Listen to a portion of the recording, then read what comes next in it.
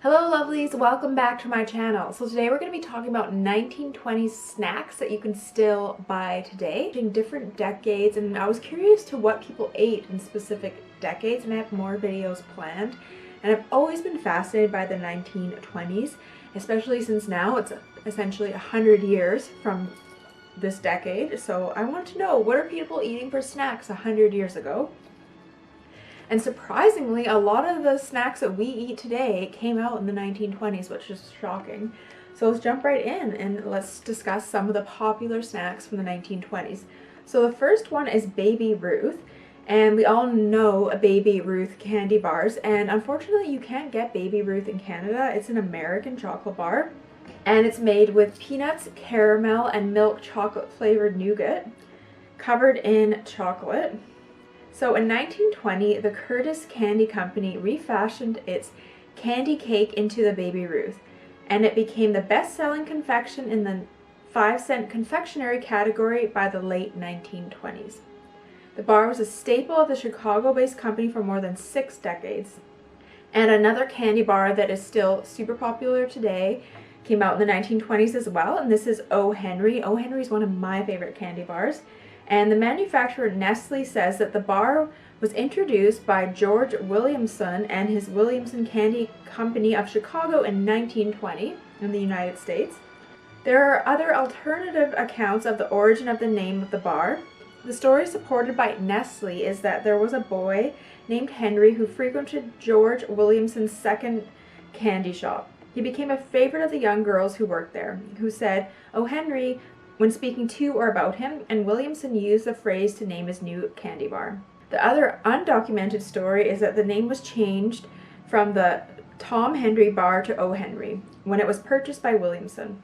Popular myths are that it is named after O. Henry or Henry Aaron. And another snacking staple is Wonder Bread. Wonder Bread is a brand of bread which originated in the United States in 1921 and was one of the first to be sold pre-sliced nationwide in 1930. This led to the popular phrase, "the greatest thing since sliced bread."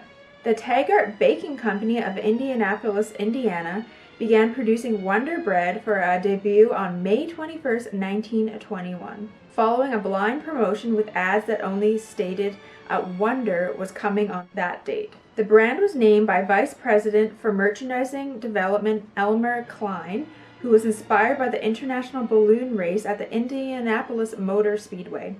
Klein was filled with wonder by the scene of hundreds of balloons creating a kaleidoscope of color, resulting in the iconic red, yellow, and blue balloons featured on the Wonder Bread logo. The logo was designed by commercial artist Drew Miller while he was on staff at a Chicago ad agency, Continental Baking Company, purchased Taggart in 1925. This made Wonder Bread a national brand and added It's So Baked to the logo in the 1930s. In the 1930s, Continental Baking began marketing Wonder Bread in a sliced form nationwide, one of the first companies to do so. This was a significant milestone for the industry and for American consumers who, at first, needed reassurance that the Wonder Cup bread would not dry out. And I went to go look for Wonder Bread at the grocery store today because I wanted to get it for this video, and I couldn't find it. So now I'm thinking, is it only sold in select stores in Canada? I was kind of disappointed, to be honest. And next on the list is Betty Crocker. Betty Crocker is a brand and fictional character used in advertising campaigns for food and recipes. The character was originally created by the Washburn Crosby Company in 1921 following a contest in the Saturday Evening Post. The character was developed in 1920 as a way to give a personalized response to a consumer product questions. The character was developed in 1920 as a way to give a personalized response to consumer product questions. The name Betty was selected because it was viewed as cheery, all-American name. It was paired with the last name Crocker in honor of William Crocker, a Washburn Crosby Company director. The character's image has been updated 7 times since her creation, reflecting changes in fashions and hairstyles. Described as an American cultural icon, the image of Betty Crocker has endured several generations, adapting to changing social, political, and economic currents. Apart from advertising campaigns in printed, broadcast, and digital media, She received a number of cultural references in film, literature, music, and comics. And to be honest, I always thought Betty Crocker was a real lady, and I was kind of shocked to find out that she was made up. And obviously I love Betty Crocker. My favorite is the cherry chip one, so I bought a box of that, and hopefully later I can make some cupcakes or something. And next on the list is Welch's grape jelly. Welch has developed its first jam product, Grape, in 1918. The United States Army purchased the entire first production run, and soldiers returned to civilian life as loyal customers. Welch's did not introduce Concord grape jelly until 1923. And I don't really remember eating a lot of grape jelly when I was a kid. Perhaps I have, but I always liked raspberry jam, but I ended up buying a jar, and I noticed that the label does look very vintage and kind of reminds me of something from the 1920s. And I did try some, and it was kind of good actually. It reminded me of eating kind of a grape mixed with raisins, sort of. I know they're the same thing, but I thought it was pretty good. And next on the list is Popsicles. So in 1905, 11-year-old Frank Epperson left a cup filled with powdered soda, water, and a stirring stick on his San Francisco porch. That night, low temperatures caused the mixture to freeze, and summertime staple was born. In 1923, Epperson debuts his Epsicle at an Alameda, California park. His children, who call the creations Popsicle, persuade him to change the name. 2 years later, Epperson partners with the Joe Low Company of New York, which distributes the treats around the country. And another favorite of mine are Reese's Peanut Butter Cups, and these were created on November 15th, 1928 by H.B. Reese, a former dairy farmer and shipping foreman for Milton S. Hershey. Reese left his job with Hershey to start his own candy business. In 1923, the H.B. Reese Candy Company was established in the basement of Reese's home in Hershey, Pennsylvania. Reese had originally worked at Hershey Dairy Farm, and from the start he used Hershey chocolate in his candy bars. Reese's Peanut Butter Cups were his most popular candy, and Reese eventually discontinued his other lines. And my whole life, I just never really thought about when Reese was invented, but obviously I loved it as a kid. I just assumed maybe it was something from the 80s or something, so I was just shocked to find out it came out in 1928. And next on the list is Yoo-Hoo chocolate drink. Yoo-Hoo is an American brand of chocolate beverage that was developed by Natal Olivieri in Garfield, New Jersey in 1928. He started bottling carbonated fruit drinks in the mid-1920s. However, when he attempted to bottle a chocolate drink, he found that it would soon spoil. Observing his wife canning fruits and vegetables, he asked her to use the same heat processing techniques with his chocolate drink. He began bottling the pasteurized chocolate drink named Yoo-Hoo at 133 Farnham Avenue in Garfield, New Jersey in 1928. And again, I wanted to buy Yoo-Hoo for this video, but you actually can't get it in Canada. Oh, I'm so disappointed because I don't think I've ever actually tried Yoo-Hoo, and I'm so curious. I have a feeling it kind of tastes like Nestlé chocolate milk. I'd be curious in the comments below. And next is Wheaties, and Wheaties was created in 1921 as a result of an accidental spill of a wheat bran mixture onto a hot stove by a Minnesota clinician working for the Washburn Crosby Company, later General Mills.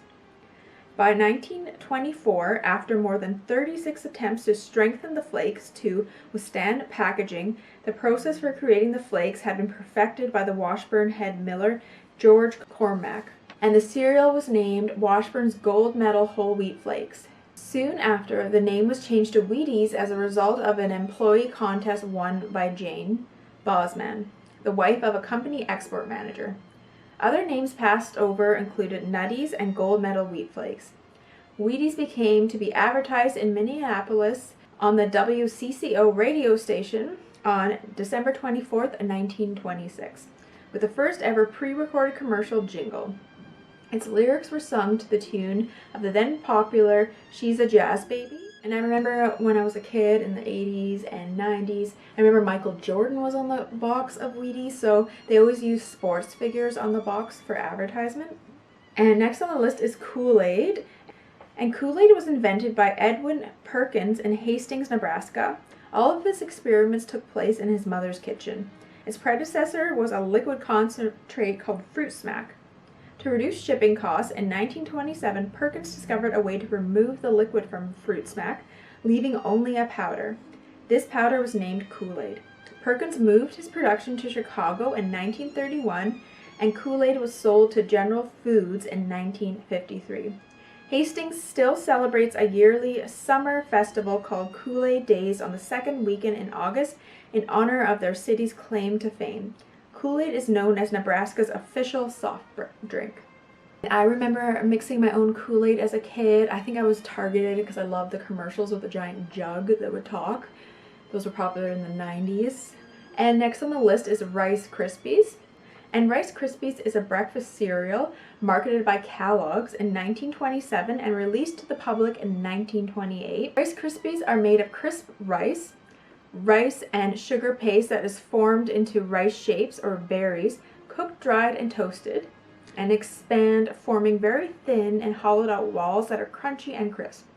When milk is added to the cereal, the walls tend to collapse, creating the snap, crackle, and pop sounds. Rice Krispies cereal has a long advertising history, with the Elf cartoon characters Snap, Crackle, and Pop touting the brand. In 1963, the Rolling Stones recorded a short song for a Rice Krispies television commercial.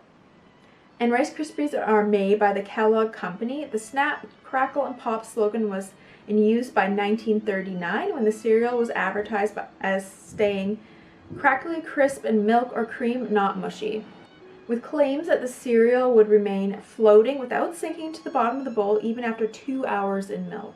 They were not shredded or flaked cereal, but were instead created by a patented process that Kellogg's called oven popping.